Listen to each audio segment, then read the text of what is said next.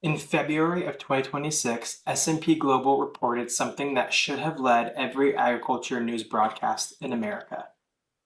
Since the October 2025 trade truce between the US and China, the one where Beijing committed to buying American soybeans again, every single Chinese purchase of US soybeans has been made by two state-owned companies, COFCO and Sinograin. Not one private Chinese crusher, not one commercial buyer making a normal market decision, just two government trading houses carrying out political orders. At the same time, a Chinese oilseed market report put the after-tax cost of a metric ton of US soybeans at 4,465 RMB, aka renminbi, compared to 4,002 RMB for Brazilian beans. That is a 463 RMB per metric ton gap. And that gap is why no ordinary commercial buyer in China is picking up the phone to call an Iowa elevator. This is the debrief on AgriWritten. I'm Vince Seal. Every Wednesday, I take one agriculture story that's been moving through the news and explain what most of the coverage has missed. Today, the US-China agriculture trade deal and the tariff math that determines whether $17 billion is a real commitment or just a very expensive press release. The coverage on this story has been thorough, especially when it comes to the damage. In May 2026, NDSU economists Sean Arita, Sandro Steinbach, and Zaiting Zhuang published a retrospective that put a precise number on what China's retaliation cost U.S. agriculture: $14.9 billion in annualized export losses from March 2025 through February of 2026. And soybeans alone have accounted for 6.8 billion of that loss. Beef was down 69%. Cotton was down 85%. AgriPulse and DTN Progressive Farmer covered those figures seriously and tied them to the broader pressure building across farm country. 315 Chapter 12 bankruptcies in 2025, and farm debt projected to reach 624.7 billion in 2026. Then the May summit happened. The White House announced 17 billion in annual Chinese purchase commitments through 2028 on top of the soybean pledges made in October. And the coverage shifted from damage to cautious optimism. Farm Policy News ran the Reuters math showing that if the commitments were fulfilled, U.S. agriculture exports to China could move back towards 28 to 30 billion a year. AgWeb quoted farmers who were hopeful, and Todd Main of the Illinois Soybean Association called it a reason to be cautiously optimistic. That reaction makes sense.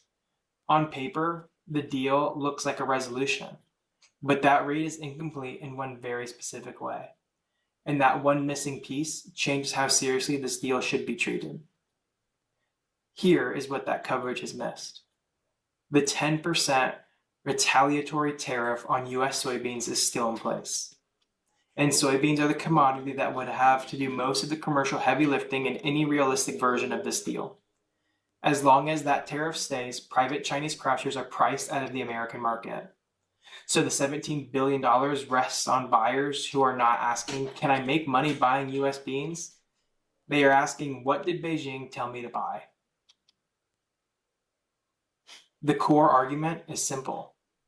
If almost all the buying is being done by government trading companies, this isn't really a market reopening. It's a political program. And political programs only last as long as the political will behind them. To understand why that matters, you have to understand who normally buys soybeans in China. China buys more soybeans than any country on earth. Roughly 110 to 112 million metric tons a year. Most of those beans end up with private crushing companies. Their business is straightforward. Buy soybeans, crush them into meal and oil, and make money on the margins between what they pay for the bean and what they can sell the meal and oil for. Those private crushers are the real market. They buy based on price. They buy based on freight. They buy based on crush margins. and they buy from whichever origin gives them the cheapest landed cost at a Chinese port. In a normal year, that is where the US has a natural opening. The American export window lines up with the US harvest. From roughly September through February, US soybeans usually become more competitive because the crop is fresh, the supply is available, and the logistics are built around moving beans out of the Midwest to export terminals. For decades, that was the rhythm. Brazil dominated one part of the calendar, the US had its window, Chinese buyers moved between the two based on price and timing. Then the tariff changed the math. Brazilian soybeans entered China with a much smaller tariff attached to them. US soybeans still carry an extra 10% penalty on top of the existing base rate. So instead of competing on normal commercial terms, American beans arrive with a built-in cost disadvantage. And that's the key point. This is not about whether Chinese crushers like US soybeans.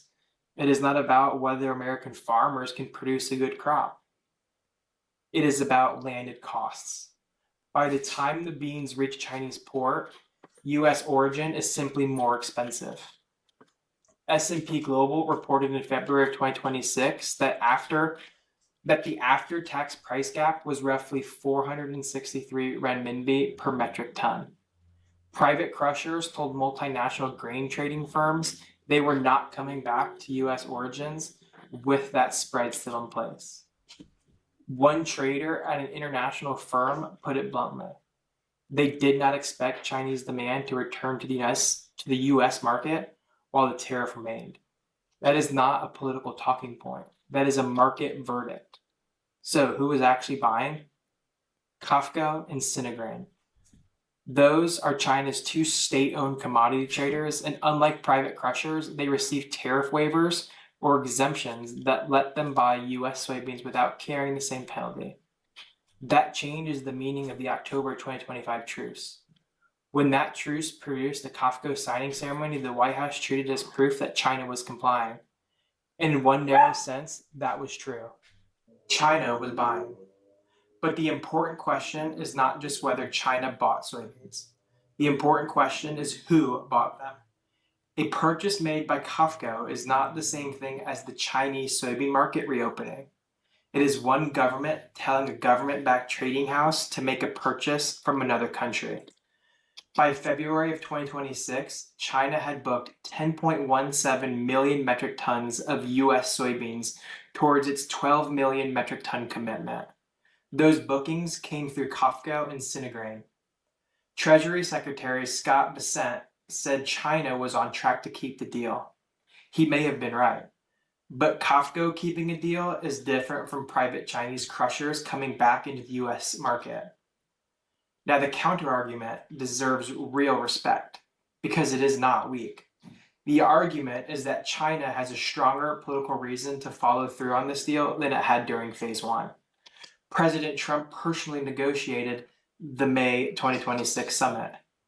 Xi Jinping committed to a reciprocal Washington visit. The two sides set up a joint board of trade. The political cost of visible noncompliance is higher than it was in 2020, when COVID gave Beijing an easy outside explanation for missing targets. And the early soybean bookings matter. China did not just promise to buy soybeans and then disappear. State-directed buying did move real volume. By February, the October soybean commitment was largely being filled. That is a real point, and I take it seriously. But it does not settle the bigger question. State-directed buying can execute a 12 million metric ton soybean commitment when COFCO has a clear order and a tariff waiver. Scaling that model into 17 billion in additional non-soybean purchases is a much harder task. Now, China would have to redirect buying across wheat, feed grains, beef, cotton, timber, dairy, and other agriculture products. And it would have to pull some of that business away from Australia, Canada, Brazil, and Argentina for reasons that may have little to do with actual price. Reuters reported this directly. Hitting the target would likely require China to intentionally redirect purchases away from existing suppliers. That is the part that matters. This is not just a matter of China buying more. It is a matter of China choosing to buy from the United States even when other origins may already have the commercial relationship, the logistics, or the better price. And Beijing's own language after the summit was much more careful than Washington's. The White House published a $17 billion figure. China's Commerce Ministry described the agreements as preliminary and did not name the same purchase amount in its own post-summit readout. Washington said $17 billion. Beijing said it would promote agricultural trade. Those are not the same statement. What this episode reveals is a pattern that has now repeated across 2 trade wars and multiple purchase commitments. Washington announces a headline dollar figure. Beijing confirms broad intent but avoids the same level of detail. Commercial buyers wait to see what happens to the tariffs. State traders make enough purchases to show political movement. And in the background, the bigger structural shift keeps going. Brazil continues to gain ground. Since 2012, before either Trump administration, Brazil has moved from sharing the top soybean export slot with the United States to controlling 59.2% of all global soybean trade. That trend did not start with this trade war, and it will not end just because of this deal. So, what should people in agriculture actually watch?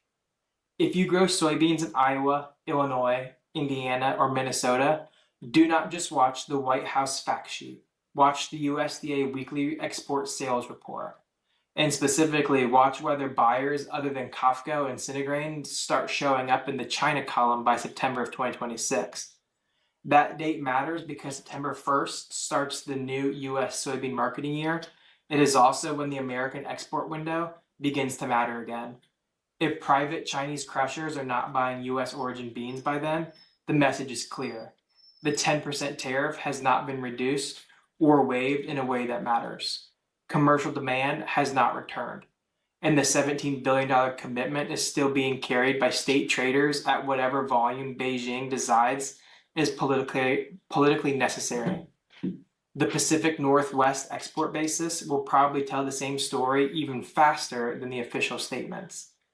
For beef and poultry producers, the most actionable part of the May 2026 deal is different.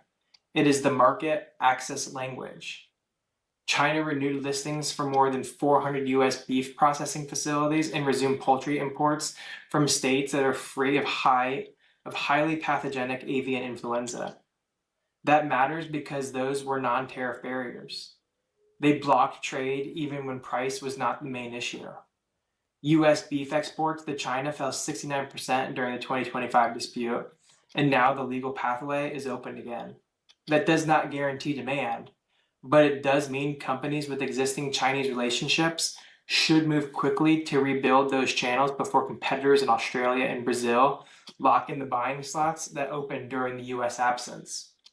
And if you are an ag lender or farm manager building a 3-year revenue model around this $17 billion commitment, do not model full compliance as your base case. Build a scenario where only about 77% of the commitment actually materializes. That was roughly the phase 1 agriculture compliance rate, and that was the best China ever delivered against a purchase target. Phase 1 had COVID as the explanation for the shortfall. This deal has Brazil. The $17 billion is a number attached to a political moment.